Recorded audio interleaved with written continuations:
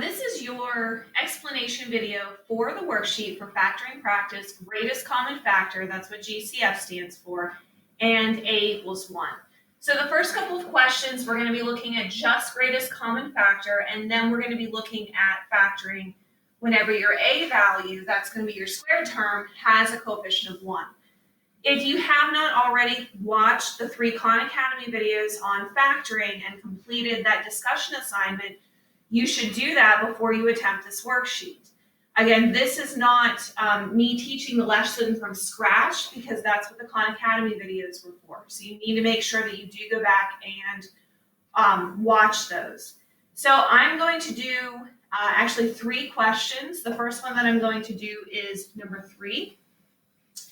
So if you are watching this video, these are 3 questions for the worksheet that you should be able to complete on your own. So we have 5b squared minus 35b. There's only 2 terms here. And that should be an indication that we either need to check for a special factoring pattern called difference of squares, which I have not given you yet, or we need to look for a greatest common factor.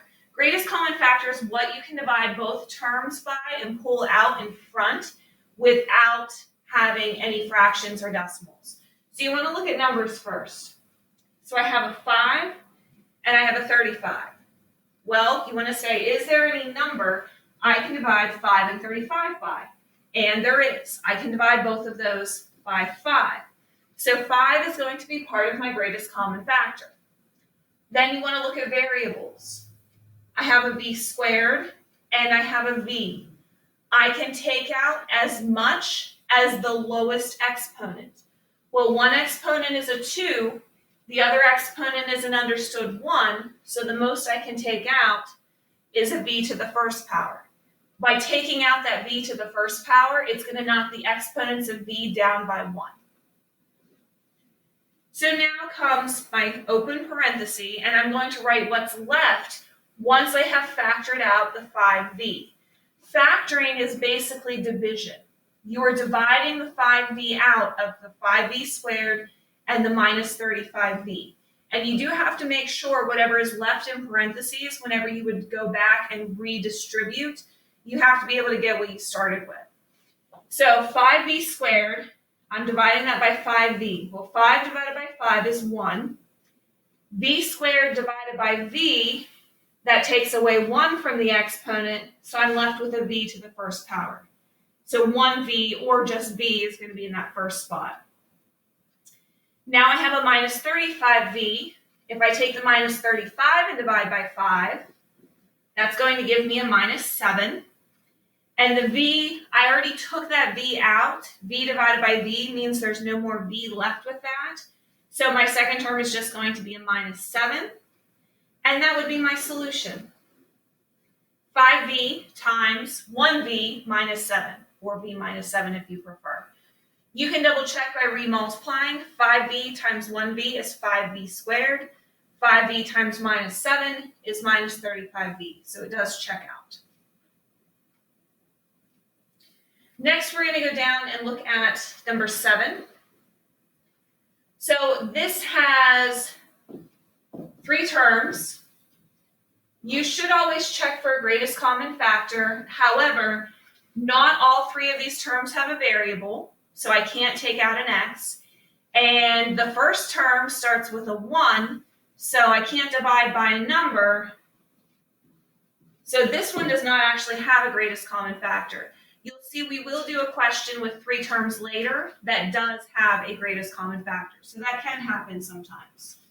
So now I need to figure out what goes in my 2 sets of parentheses, so that whenever I FOIL or multiply these parentheses together, I end up with what I started with. When your first term is an x squared, or a b squared, or an n squared, or some of the other letters that we have that are squared, you're always going to start off with an x and an x. Then we are looking at factors of negative 27, and I am trying to add to make the 6 in the middle. So the factors of negative 27 are negative 1 and 27, or 1 and negative 27. Notice one is positive and one is negative because they have to multiply together to equal a negative number. Then we also have 3 and negative 9, negative 3 and positive 9. And I believe that's it for factors. There are no other numbers that multiply together to equal 27. So if I add these numbers together, those numbers together, this one gives me 26. That's a negative 26. That one is a negative 6, and that one's a positive 6. Well, my middle term here, and I did draw over the sign with that, my middle term here is a positive 6x. So that means that the correct factorization is going to be this last one, the negative 3 and the positive 9. So in one set of parentheses, you put the minus 3. In the other set of parentheses, you put the plus 9. It doesn't matter if you want to put the plus 9 first and the minus 3 second. It's still correct. It would still give you the correct answer for that. So x minus 3, x plus 9. The last question we are going to look at is number 11. So again, I have 3 terms here. They do all have a number. They don't all have a letter, so I can't take a letter out of this one. However, you can take a letter out of number 12. Just wanted to throw that out there. But with number 11, they do all have a number, and I can divide them all by 4. So 4 is going to be my greatest common factor. Every single coefficient is going to be divided by 4, and I'm going to write down what I get once I do that division. So 4n squared divided by 4 is n squared. Negative 44 divided by 4 is negative 11n. 96 divided by 4 is going to be 24. So now I'm going to do what I did up in number 7, but only with the terms that are in the parentheses. The 4 is just going to hang out on the outside. We're not actually going to do anything else with that. So this does have a greatest common factor of 4. So now I'm looking this time at factors of 24 that are going to make a negative 11. Well, if I have to multiply to a positive number and add to a negative number, both of my factors have to be negative.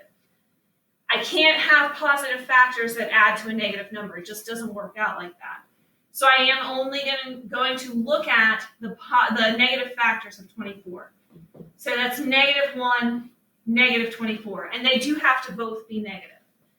Negative 2, negative 12, negative 3, negative 8, negative 4, negative 6.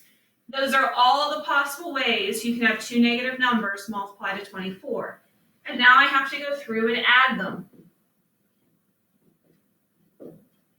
So this one is going to give me negative 25. This one is going to give me negative 14. That one is negative 11. And that one is negative 10. Well, my middle term was negative 11. So there's my winner in the middle. So I'm going to put I do need to put down my ends. And just so you know, if you are doing this on an IXL may mark a question incorrect if you use X's instead of the appropriate letter. Just want to give you a heads up about that. Make sure you're aware of what letter you have.